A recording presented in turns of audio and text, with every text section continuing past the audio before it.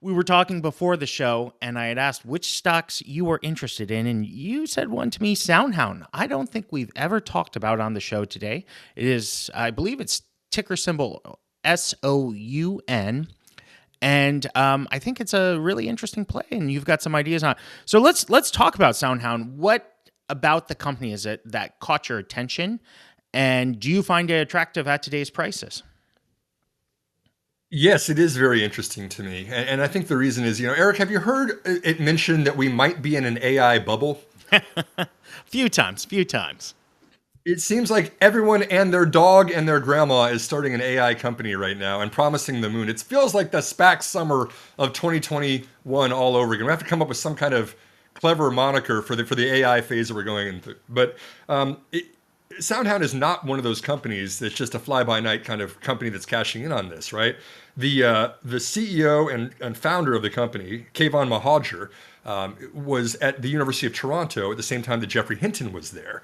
And for those who know the history of AI, as I'm sure that you and Austin do, this was kind of the birth of modern AI and the models. It all came from the University of Toronto and ImageNet and the way that AI was being used in very different ways, using GPUs as a workhorse that was even doing this.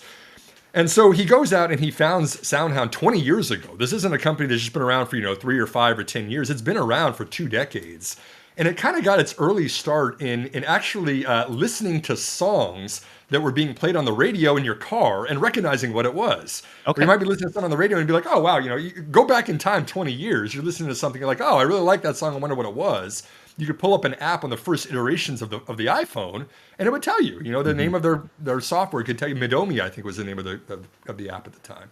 But it was conversation. It was always kind of like this dialogue where it could now understand things that people were asking. And we're not talking, even on this podcast, you and I are not having a dialogue in the same way that we would be typing if we were in a text message or if we were, typing to a GPT prompt.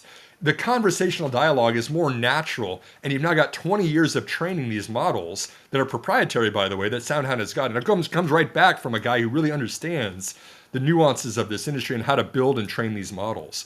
And so it's kind of interesting to see that expand. You can now actually talk to your car. You can ask about, how it's performing. Does it need to have, is it time for an oil change? Is there any part that, digitally is showing that there's an issue out there?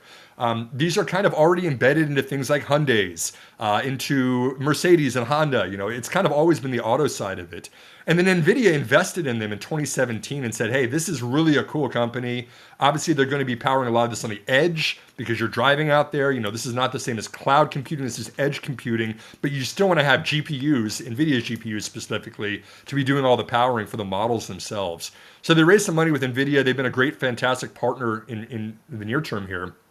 And now, since it kind of naturally was built upon these simple things like recognizing songs or talking to cars and kind of goofy things, now guess what they're doing? They're doing agentic AI for customer service, where you can go to a Chipotle and you don't even have to talk to a person. You just say, hey, I really want a burrito bowl. I want it to have steak and whatever toppings, and then automatically it just puts in your order. There's nothing required for that. Fixing issues with your cable bill, setting up health insurance plans. This is the stuff that like Amazon wanted Alexa to be 10 years ago and just couldn't really figure it out, right? It's just like, they tried and they made some great progress, but they didn't have the performance like SoundHound did.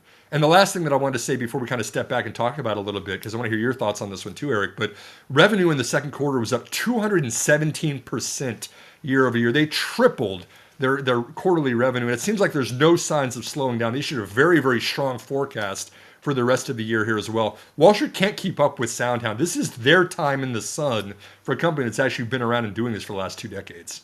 My history with SoundHound was when I looked at them last year, they went on a fairly historic run. I believe I'm looking at the chart.